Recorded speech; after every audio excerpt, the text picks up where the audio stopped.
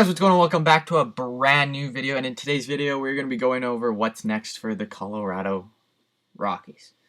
They have sold the Nolan Arenado to St. Louis about a week or so ago. Horrible package in return. Not like they had a really big power position. He was just going to leave anyways, but not a great package.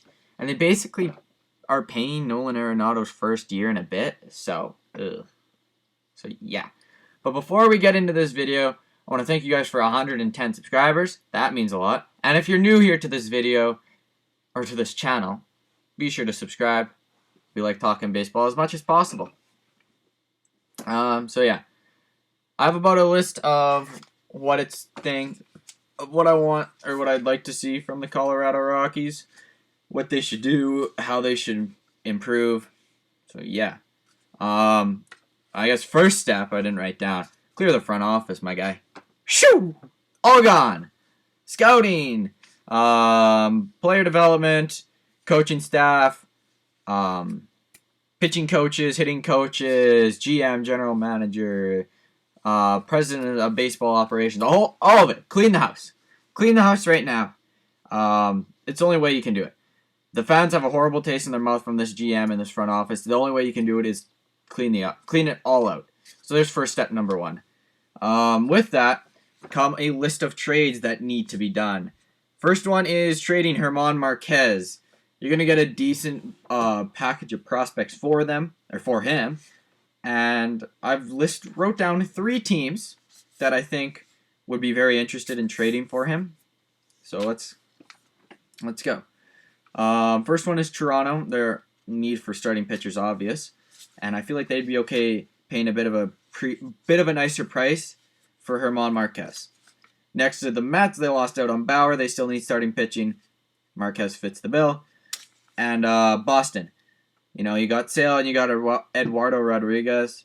We get that 1-2-3 punch, getting Marquez in there. That'd be a pretty good combo, and it'd really make me scared as a Blue Jay fan. So yeah. Next one is trading John Gray. Again, I have 4 teams for this guy. Oakland's number 1. I think he'd thrive in a bit of a bigger ballpark, so I put Oakland for that reason. Philly, he's a bit of a cheaper pitching option. His prospect package won't be as big as German Marquez, so that's why I put him in there. Toronto, again, obvious need for starting pitching. Minnesota, I put in. They could use another starting pitcher, so again, cheaper package, so they won't have to worry about giving up top high-end prospects. I was thinking Boston, but he just kind of didn't. I don't know. I felt like they'd be better off with German Marquez. He's also cheaper money-wise. The next one is the big name, Trevor Story. You got to trade him. He's not going to sign back with you. There's no way. There is no way in hell he'll ever sign back. And like if you let him go to free agency, you give him a qualifying offer, you get a draft pick. You don't get a draft pick for Trevor Story. You get a prospect package, okay? And they may not trade him in this offseason, but at the deadline, I wouldn't be surprised if his name's shopped around a lot and he gets sold. I have 3 teams for him. 1 contender, 1 and 1 it's just kind of in there as like why not type thing. They have a need for it. Why not go for it and address it? First one is the Yankees. That's where I see him ultimately going in the end. I don't know where else he would go, but New York. So yeah, Trevor Story traded Yankees. The Phillies, I know they got Didi Gregorius, but you can move Gregorius to second or move him to third and move Bohm to second. It doesn't really matter. But if you can get another all-star bat in that lineup, that's pretty good. And if you can get some more pitching, you'd be a decent team. Go get Trevor Story, I guess.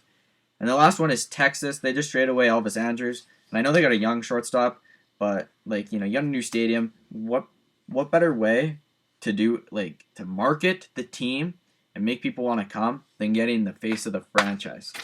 You also got to lock him up to an extension, so that might scare him away. But Texas, for some reason, I don't know. I just thought of them. Last trade of notable players that I can think of: Charlie Blackmon. I think he's got a pretty ridiculous contract, so he might be a little bit harder. But I have the 3 teams I got for him is Cleveland. They need another outfield. They need outfield help. They need everything. New York, I think lefty, that's short porch and right. He'd thrive. He'd hit 30 bombs. Easy. And Minnesota. I know they got Kirov and Kepler and Buxton, but why not add that fourth guy? You know, like Kirilov, he's not 100% on if he's going to be an all-star. I know he did pretty good last season in a short sample size. I don't think he did the full season. I think he did like 20 games or so. I might be wrong. He wouldn't be a bad option for Minnesota. The next step is you got to drop a whole bunch of salary. Fairly simple. Just drop to like Pittsburgh level, like 30 million, 40 million a year on salary. Don't be paying anyone big. If you're going to make free agent signings, it's got to be very small guys. Unnotable guys. So yeah, you're not going to be competitive for a while. So getting unnotable guys, that's like make your team not a complete dumpster fire. Do that because can't be horrible forever. My main thing that I need them to focus on with the new scouting department, because they're going to clear the front office totally. If it was my world, would be focus on developing and drafting young starting pitchers with high potential. Or just like even ignore the high potential. Just their whole issue with the team that they have and had is they had no pitching because pitching in Colorado sucks. So develop young pitchers to be able to handle Colorado. Make sure they aren't fly ball hitters. You gotta in-depth scouting and analytics here. Okay, you need to be making sure that he's hit ground ball percentage 70% of the time and striking out and the odd fly ball. Okay, you really gotta develop these young guys and these young pitchers. Because if you can get, say you got 10 top 50 starting pitching prospects, not all 10 of them are going to develop and plan out to be all-star starting pitchers. You only need 5 of them, too. So that's a 50%. That's all you need. You only need half of those top 10 to absolutely shoot their way through. And if you can get that, and the other 3, say, 2 don't make it, they just, 2 you can, they're maybe a couple years further away. 3 are in the bullpen. 1 maybe as a closer, and another long relief, and another high leverage. That's great, because then you can use the 2 extra starting pitchers for trade bait to go get yourself some bats when you're starting to become more competitive. So, say you got a one's top 25, and the other one's in the top 40. You can go maybe combine them or use them in separate packages to go get some all-star hitting. And then, come year 6, depending on the rebuild, is when you can start to maybe spend a little bit of salary like the Blue Jays did with Ryu, but maybe to put it towards a couple bats. Get a third baseman so you don't have a strong third baseman, because hopefully you'll keep Brendan Rodgers. So you got your shortstop figured out. Maybe you don't have a strong third baseman, maybe you go and sign a third baseman and then a center fielder. You got those 2, right? That's perfect for that year. And then year 7, because I think this is about a 7-year rebuild, in my opinion. They won't be in a competitive state for a while. That window in the NL West is shut tight with the Dodgers and the Padres. 7 years, those teams will kind of fizzled out a bit. Maybe more the Padres than anyone. So, once you move that, you can go in year 7, that going into season 7. So, going into season 6, you get the 2 bats. Going into season 7, you can just spend. Because say you're, come that time, you maybe have 80 million spent on player salary, 70 million spent on player salary. That's 120 million that you can go and spend everywhere. Say you need another starting pitcher, maybe you want an ace guy at the very top, you can go get an ace guy. Say you need a catcher or a closer or anything, you can go and find those needs, and you don't have to worry about buying cheap. You can go up for a top tier guy and grab him and be like, hey, this is what we're looking at. We think our window is starting right now. And maybe they're interested, because if you got a young, interesting team, as we've seen this offseason, young, interesting teams are attractive to free agents. Look at Ha-Sung Kim. He went to the San Diego Padres because they got a World Series window and they're a young, exciting team. Look at Springer and Simeon.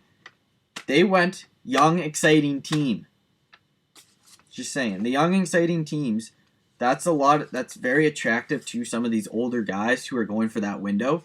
If you're on a team that's just start in their competitive window, or starting the year you got there, perfect. So those are my plans for the Colorado Rockies. It's about a 6-7 year window of horribleness with a new front office, new coaching staff, everything, and then it's glory. Glory, glory, glory. So yeah. What do you think about my plan for Colorado? Should I do more of these? If you want to see plans for like, oh, what's next for Baltimore, or like Philadelphia, the Mets, or whoever, let me know. And I will for sure do these. Because if you like them, I will do more of them. Yeah.